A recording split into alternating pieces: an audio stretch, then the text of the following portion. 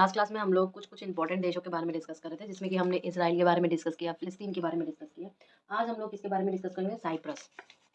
तीसरे नंबर पर लिखिए साइप्रस। क्लास में हम लोग इसके बारे में बहुत डिटेल में पढ़ भी लिए हैं। ये वीडियो जो बना रहे हैं ये स्पेसिफिकली आरपीएससी सेकेंड ग्रेड के लिए, पर इसमें जो इम्पोर्टेंट पार्ट्स हैं कुछ वो इंडियन जो आपका सेंट्रल लेवल पे जितने भी कॉम्पिटेटिव एग्जाम्स होते हैं, या आप जो आरएस का जो ज्योग्राफिकल पार्ट है उसमें आपको हेल्प मिलेगा। ठीक है, ये पर्टिकुलर आते हैं इसमें से क्वेश्चन।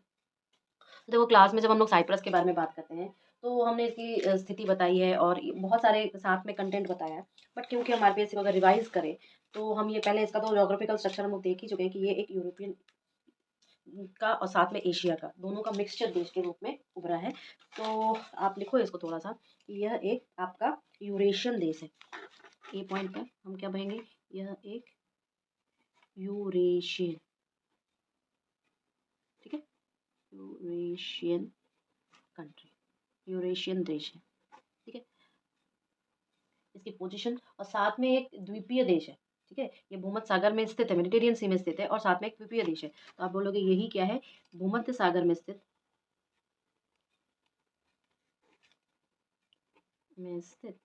एक द्वीपीय देश है, आइलैंड है।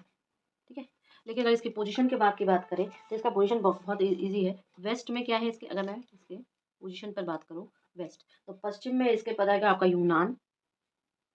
ठीक है, पूर्व में इसका पढ़ेंगे आपके लेबनान, सीरिया और इजराइल। लेबनान, सीरिया और इजराइल। ठीक है, लेकिन जैसे ही आप इसके दक्षिण में जाओगे तो मिस्र। ठीक है, और जैसे ही हम इसके उत्तर में जाएंगे हमें तुर्की मिलेगा। तो ये है इसकी स्थिति साइप्रस की। ठीक है, ये इसकी स्थिति है, द्वीपीय प्रदेश है, भूमध्य सागर में स्थित है। लेकिन यहाँ पर विश्व प्रसिद्ध क्या है? तो आप बोलोगे कैथोलिक का एक त्योहार होता है कार्निवल फेस्टिवल या कार्निवल उत्सव। इसकी वजह से ये आपका फेमस है और ये रोमन कैथोलिक त्योहार है। तो मेन इंपॉर्टेंट इसमें क्या है कि रोमन कैथोलिक त्योहार या फेस्टिवल, जिसे हम कहते हैं कार्निवल। कार्निवल नाम आप बहुत बार सुने भी होंगे, कार्निवल त्योहार या कार्निवल फेस्टिवल। ठीक है, इसके लिए क्या है? ये विश्व प्रसिद्ध है, विश्व प्रसिद्ध है अपने इस फेस्टिवल के लिए। ये मेन इसका इंपॉर्टेंट था। आप बोलोगे कार्निवल फेस्टिवल कहाँ का है, तो आप बोलोगे ये। तो अब अच्छा, ये अब भूमध्य सागर में तो बहुत सारे द्वीप हैं, तो आप ये कह सकते हो कि जो मिस्ली और सार्डिनिया, ठीक है, इन द्वीपों के बाद का तीसरा सबसे बड़ा द्वीप है ये। ठीक है, मिस्ली और सार्डिनिया। वैसे तो इतना पूछा नहीं है बट मैं इसको आपको बता दिया है। वैसे क्लास में हम लोग ने और डिटेल में पढ़ा है। और इसकी राजधानी क्या है? निकोसिया। अभी राजधानी वाला जो हम लोगों ने देखा था उसमें हमने सबकी राजधानी देखी थी। तो कैपिटल क्या है इसका? निकोसिया। या रिवीजन कर रहे हैं। ठीक है, आगे बढ़े। नेक्स्ट जो इम्पोर्टेंट देश है वो है आपका तुर्की। तुर्की, तुर्की काफ़ी इम्पोर्टेंट है क्योंकि ये एशिया में भी है और यूरोप में भी है। तो आप लिखोगे कि भूमध्य सागर और काला सागर के मध्य स्थित है। भूमध्य सागर और काला सागर, मेडिटेरियन सी और ब्लैक सी, काला सागर के मध्य में स्थित है। मध्य में स्थित है, पहला पॉइंट। ठीक है, दूसरा पॉइंट आप क्या लिखोगे इसका? दूसरा पॉइंट यही है कि आपके यूरोप और एशिया दोनों में है। अच्छा, ये तुर्की जो है ना, ये आपके यूरोप में भी है और आपके एशिया में भी है। ठीक है, लेकिन पॉइंट क्या है? यूरोप में ये ओनली 2% इसका भौगोलिक भाग है। बाकी जो पूरा का पूरा आपका 98% जो है वो आपका एशिया में लाई करता है। तो हम इसे क्या कहते हैं? इसका हम बहुत सारे नामों से जानते हैं। इसको हम पहले कहेंगे कि ये तो आपका एशिया का प्रवेश द्वार है या लघु एशिया है। एशिया का प्रवेश द्वार,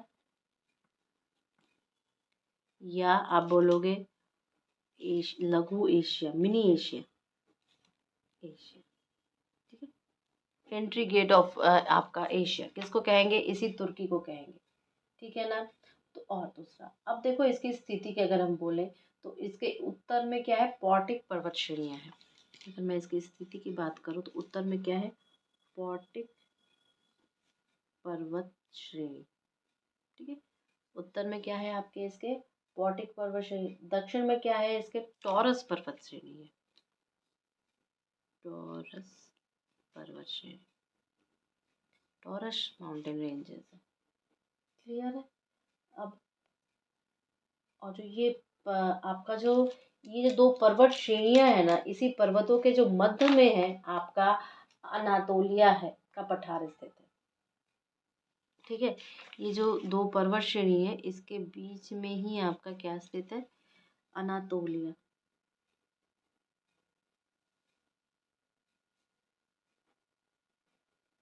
का पठार। ये थोड़ा सा आपको तुर्की के बारे में जानना पड़ेगा। क्लियर है।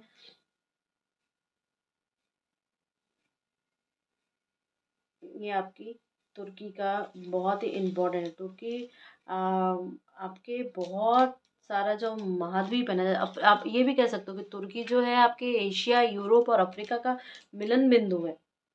ठीक है, तो एशिया और वो जो पश्चिमी भाग है ना, आप बोलोगे जो पश्चिमी भाग का बहुत बड़ा देश है ये, क्या आपका तुर्की। तुर्की काफ़ी इम्पोर्टेंट है। तुर्की से बहुत सारी संधियाँ हैं, जल संधियाँ हैं, और इसके जो देश हैं वो भी काफ़ी इम्पोर्टेंट है।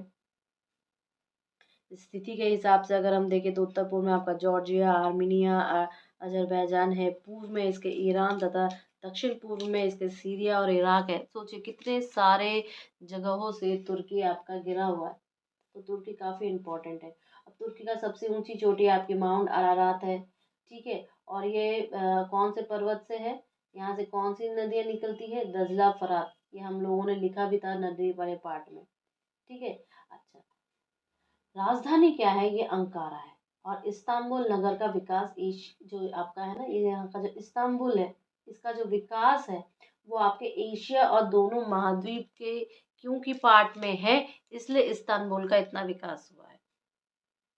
ठीक है, अगर मैं आपको इसको बोलूँ, लिख दूँ एक मटेरियल के तौर पे, तो आप बोलोगे कि तुर्की की सबसे ऊंची चोटी, तुर्की की सबसे ऊंची चोटी क्या है,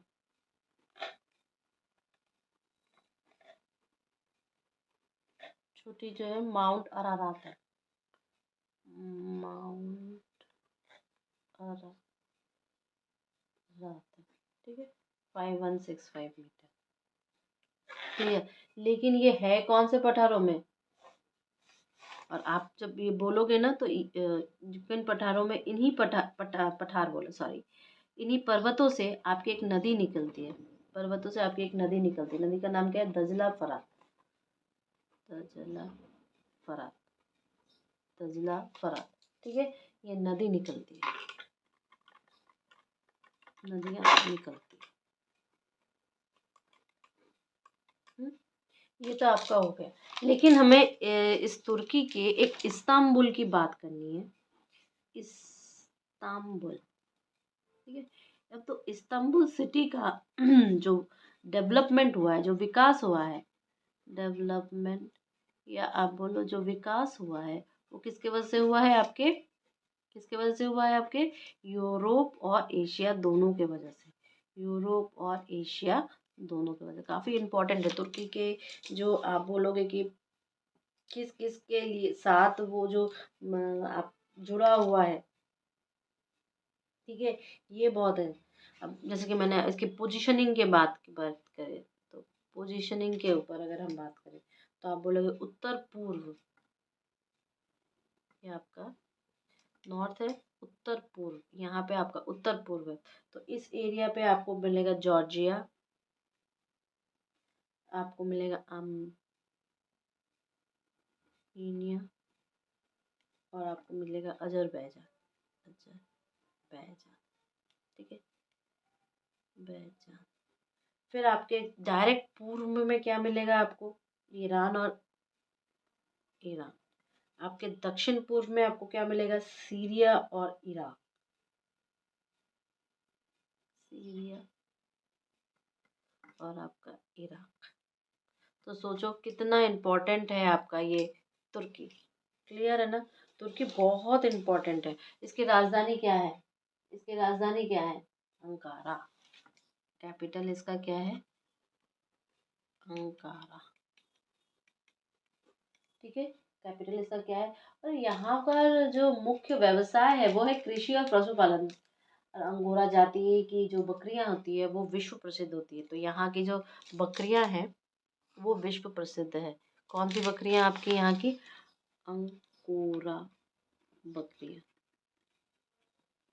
विश्व प्रसिद्ध है, विश्व प्रसिद्ध है। ठीक, विश्व प्रसिद्ध। आगे बढ़ते हैं।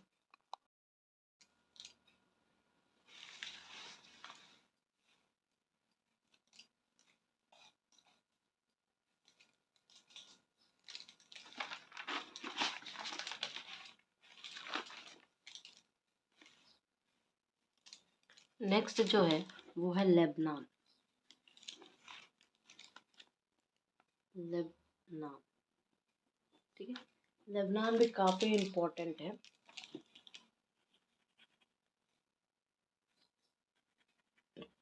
क्यों? क्योंकि देखो लेबनान अपनी खूबसूरती के लिए ज़्यादा इम्पोर्टेंट है। ठीक है, यहाँ अगर मैं बोलूँ कि सबसे इम्पोर्टेंट क्वेश्चन जो बनता है वो आप कहलाता है कि लेबनान को हम लोग पूर्व का स्विट्ज़रलैंड कहते हैं। पूर्व का स्विट्ज़रलैंड कहते हैं। तो अगर इसकी पोजीशनिंग बताएं तो ये भी भूमध्य सागर के पूर्वी तट पर, ठीक है, ये कहाँ पर स्थित है? भूमध्य सागर या मेडिटेरियन सी के पूर्वी तट पर, पूर्वी तट पर दो इम्पोर्टेंट आपके देश है, एक आपका सीरिया और इज़राइल। सीरिया और इज़राइल के मध्य एक सकरी पट्टी के रूप में, सकरी पट्टी के रूप में स्थित है।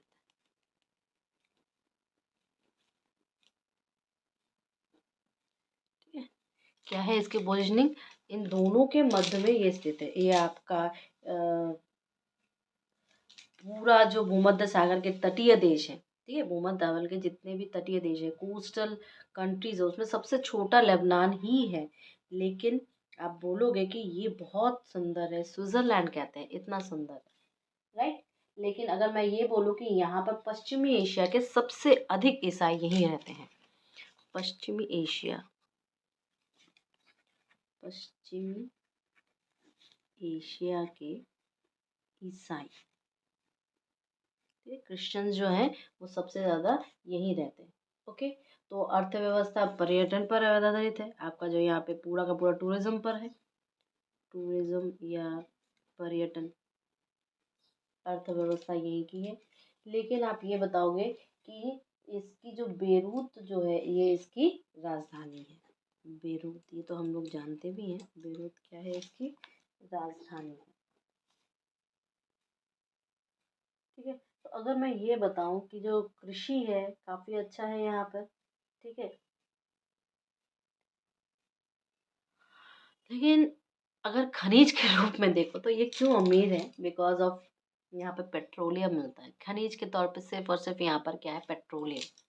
खनिज के तौर पर यहाँ पे सिर्फ और सिर्फ क्या है? Petroleum, petroleum. इसीलिए आप बोलोगे कि ये एक इम्पोर्टेंट है, ये इम्पोर्टेंट है। क्लियर? आगे बढ़े। तो आज हम लोग स्टार्ट करेंगे रिवीजन। किसका रिवीजन स्टार्ट करेंगे? रिवीजन हम लोग स्टार्ट करेंगे आज साउथ अमेरिका का। देखो, south America, north America, Europe, ये सब, एशिया, अफ्रीका, ये सारी चीज़ें बहुत बार रिवीजन हो चुकी है, ठीक है, क्लास में भी हुआ है। बट साउथ अमेरिका का जो है रिवीजन आप लोग कम करते हो। इसमें देश बहुत सारे हैं, इसके कुछ वर्ल्ड फेमस थिंग्स बहुत ज़्यादा है, तो इसको रिवीजन करेंगे। सो अगर हम लोग एक जनरल इंट्रोडक्शन देखें तो हम क्या बोलते हैं? ये दक्षिणी गोलार्ध में इसका ज़्यादा विस्तार है, मतलब साउदर्न हेमिस्फीयर में इसका विस्तार ज़्यादा है, राइट। और अगर हम ये कहें कि ये डिवाइड कैसे हो रहा है आपके नॉर्थ अमेरिका और मध्य से, तो आप बोलोगे कि ये पनामा जो नहर है ना, उस पनामा नहर द्वारा ये मध्य और उत्तरी अमेरिका से ये अलग हो रहा है। तो आप बोलोगे क्या कि पनामा फर्स्ट, अगर आपको लोकेशन के हिसाब से दे तो पनामा नहर के द्वारा, पनामा नहर के द्वारा आप बोलोगे कि मध्य और मध्य, तो पनामा नहर जो है इसको क्या करता है? मध्य और उत्तरी अमेरिका से अलग करता है। लेकिन ये एक मोटा मोटा है, मध्य और उत्तरी अमेरिका, अमेरिका, ठीक, से अलग करता है।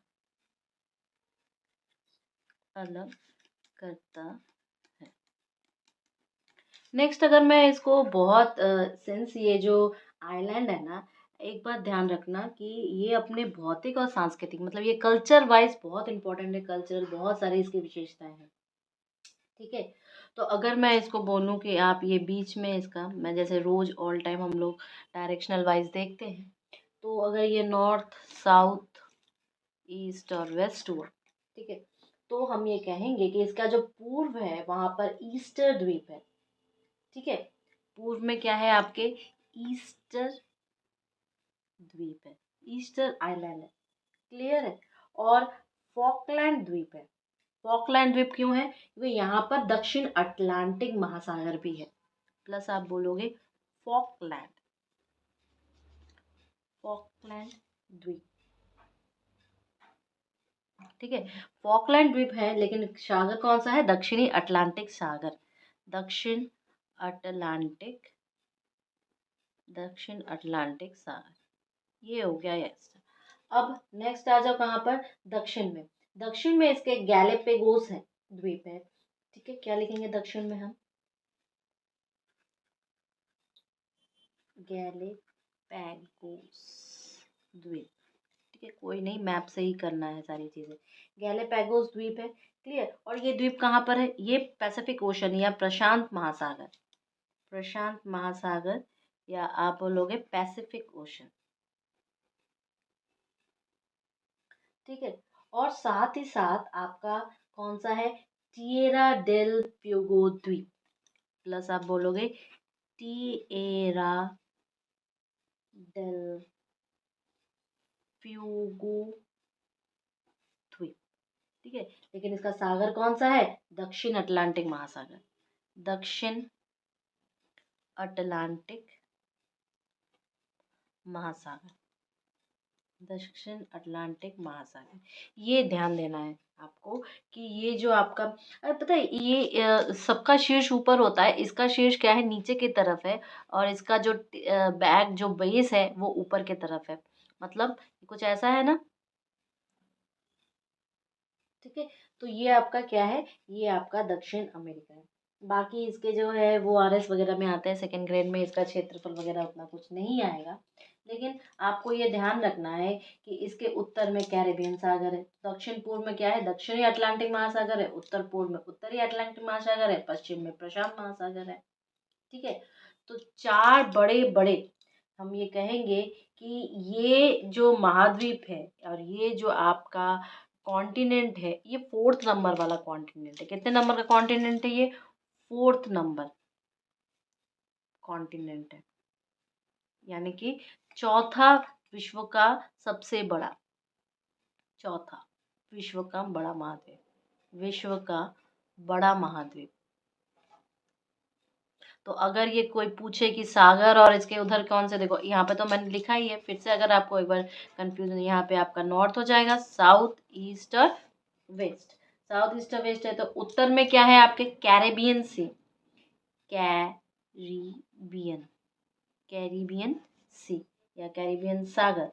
दक्षिण पूर्व में क्या है, दक्षिण का पूर्व मतलब इस साइड में, इस साइड में आपको क्या मिलेगा, यहाँ पे दक्षिण पूर्व में आपके क्या मिलेगा, दक्षिणी अटलांटिक महासागर, दक्षिणी अटलांटिक, अटलांटिक महासागर ओशन, यानी कि साउदर्न अटलांटिक ओशन मिलेगा। साथ ही साथ जब आप उत्तर पूर्व में जाओगे तो उत्तरी अटलांटिक महासागर, उत्तर पूर्व, उत्तर पूर्व, उत्तर पूर्व यहाँ पे होगा आपका, तो उत्तर पूर्व में क्या मिलेगा, उत्तरी अटलांटिक महासागर, उत्तरी अटलांटिक, अटलांटिक महासागर। ठीक है, उत्तरी अटलांटिक महासागर। साथ में जब आप पश्चिम में जाओगे तो प्रशांत महासागर मिल जाएगा, प्रशांत महासागर, प्रशांत महासागर। ठीक है, और जब आप यहाँ पर ये जो महाद्वीप है इसका देखो, हमने सारे सारे जो महासागर है यहाँ पे आपको बोला, यहाँ पर मैंने इसके द्वीप्स को बोले। ठीक है, तो इसका मतलब हमें क्या देखना है कि हमें कुछ जब भी हम दक्षिण अमेरिका को पढ़ते हैं तो लैटिन बहुत ज़्यादा था, लैटिन अमेरिका, लैटिन शब्द का यूज़ हम लोग बहुत करते हैं। तो ये लैटिन है क्या, एक्चुअली जो लैटिन अमेरिका जिसे हम कहेंगे एक्चुअली उसमें कुछ कुछ देश शामिल होते हैं। देखिए लैटिन अमेरिका ये काफ़ी इम्पोर्टेंट है और पूछता भी है, लैटिन अमेरिका। ठीक है, लैटिन अमेरिका में आपका कौन कौन सा चीज़ आएगा? लैटिन अमेरिका में आपका दक्षिणी अमेरिका आएगा, मध्य अमेरिका आएगा और मैक्सिको आएगा। ठीक है, तो दक्षिण अमेरिका आप बोलोगे कि मध्य अमेरिका,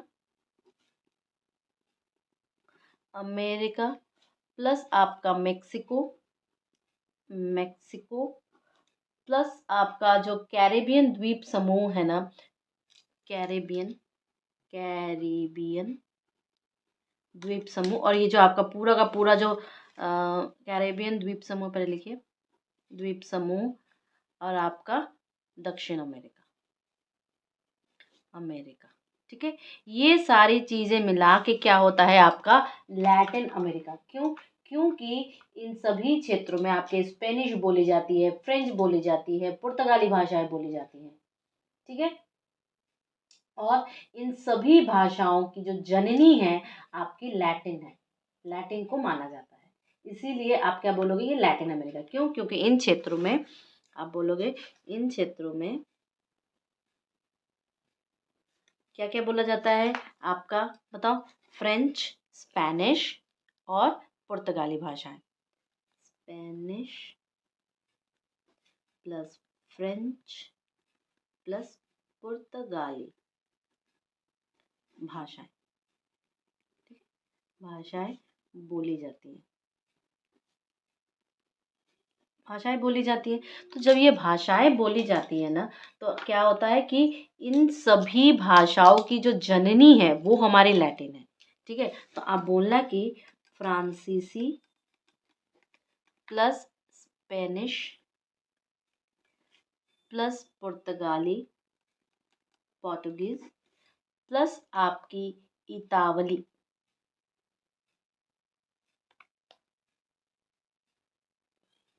इतालवी। ठीक है, इतालवी की जो भाषा है उसकी जननी कौन है? कि जननी आपकी ये कौन है? लैटिन। इसलिए इन्हें क्या बोलते हैं? लैटिन देश बोलते हैं। तो इसका मतलब क्या है कि आप बोलोगे कि हम जानते हैं कि इसका जो हेड है वो नीचे की तरफ है और ऊपर वाला क्या है इसका बेस है।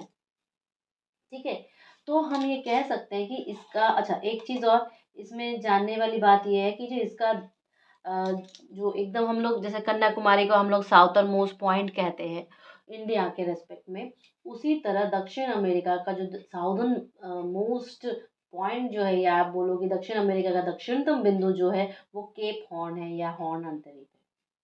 ठीक है, ओके, तो इसके लिए कुछ कुछ बाग हम कहेंगे। दक्षिणतम बिंदु अगर इसका देखो बी पार्ट, इसका दक्षिणतम बिंदु, दक्षिणतम बिंदु साउदर्न मोस्ट पॉइंट क्या है इसका, बताओ? कौन सा अंतरिक्ष?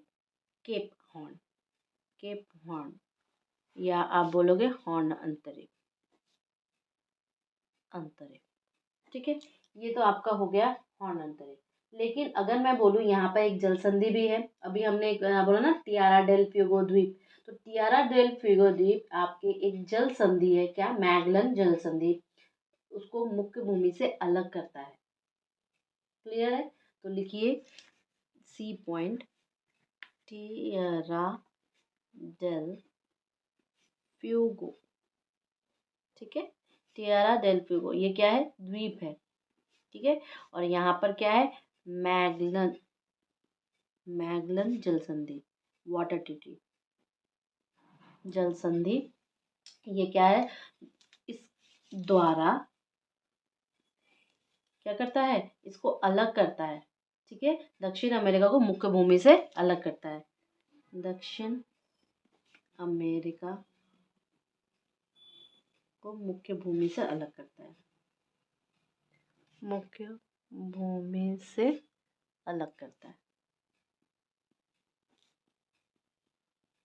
तो ये आपका थोड़ा सा मैं ये बोल रही हूँ। अच्छा, यहाँ पे कौन कौन सी रेखा गुजरती है आपकी? देखो भूमध्य रेखा भी जाती है, आपकी मकर रेखा भी जाती है। ठीक है। तो आप बोलोगे कि यहाँ पे उष्ण और समतोष्ण दोनों के वाले जो जलवायु हैं, ये सारी चीज़ें यहाँ पे हमें मिलती हैं। ये सारी चीज़ें हमें यहाँ पे मिलती है। क्यों मिलती हैं भाई? क्योंकि यहाँ पे दो रेखाएं जा रही हैं। तो आप बोलना कि आपकी, देखो, मकर रेखा, मकर रेखा, मकर रेखा भी जाती है, प्लस भूमध्य रेखा, भूमध्य रेखा, ठीक है। तो मकर रेखा भी गुजरती है, गुजरती है, दोनों गुजरती है। सिंस यहाँ पे दोनों गुजरती है, इसलिए हम ये क्या कहेंगे कि यहाँ पर हमें क्या मिलता है, क्या मिलता है, उष्ण और समशीतोष्ण जलवायु मिलती है। अच्छा, ये मकर रेखा देखो एकदम बीच में से जाती है, मध्य से जाती गुजरती है, एकदम मध्य से गुजरती है, ठीक है। जबकि आप जब ये इस भूमध्य रेखा को देखोगे ना, तो जो अमेजन नदी के बेसिन से होकर गुजरती है, ये वाली आपकी अमेजन, अमेजन नदी के बेसिन से गुजरती है। तो इस दोनों के वजह से यहाँ पर क्या मिलता है, उष्ण प्लस समशीतोष्ण, उष्ण प्लस समशीतोष्ण कटिबंध मिलता है, में पहला है। क्लियर है? क्योंकि ये मिलता है, इसलिए हमारा पास यहाँ पर ये जो सेक्टर्स हैं, ये सारी चीजें हमें मिलेंगी यहाँ पे। क्लियर है ना? इतना क्लियर है? अब देखो, यहाँ पर आपको कोस्टल प्लेन्स मिलेंगे, और ये कोस्टल प्लेन्स इसके बहुत फेमस है, बिकॉज यहाँ पर इन कोस्टल प्लेन्स जो एरिया है ना, कोस्टल एरिया जो इसका है इस साइड से, वहाँ पर कई इम्पोर्टेंट रेंजेस हैं, ठीक है, पर्वत रेखाएं हैं, इसके बहुत सारे इम्पोर्टेंट आपको देश मिलेंगे। तो अगर भौतिक परिस्थिति को देखें तो यहाँ पे आपको पश्चिमी तटीय मैदान मिलेगा, पर्वतीय क्षेत्र मिलेगा, मध्यवर्ती मैदान मिलेगा और पूर्वी उच्च भूमि मिलेगी।